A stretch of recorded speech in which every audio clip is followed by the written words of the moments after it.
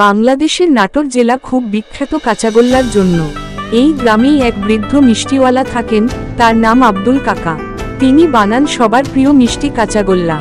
কাঁচাগোল্লা বানাতে লাগে দুধ, চিনি আর ভালোবাসা। আব্দুল কাকা হাসিমুখে দুধ জাল দেন, তারপর ধীরে ধীরে বানান মোলায়েম সাদা কাঁচাগোল্লা। দূরদূরান্ত থেকে মানুষ আসে শুধু এই কাঁচাগোল্লা খেতে। কেউ বলে, একবার খেলে ভোলা যায় না। শিশুরা কাঁচাগোল্লা খেয়ে খুশিতে লাফিয়ে ওঠে, তাদের চোখে আনন্দের ঝিলিক ছড়িয়ে পড়ে। কেউ জিজ্ঞেস করল, কাকা, এত মিষ্টি কাঁচাগোল্লার রহস্য কি? কাকা হেসে বললেন, রহস্য একটাই, মিষ্টির ভেতর ভালোবাসা মেশাতে হয়। ভালোবাসা ছাড়া কোনো জিনিসই মিষ্টি হয় না। সেদিন থেকে সবাই বুঝল, সত্যিকার ভালোবাসা দিয়েই আনন্দ আর সুখ ছড়ানো যায়। যেখানে ভালোবাসা, সেখানেই মিষ্টতা।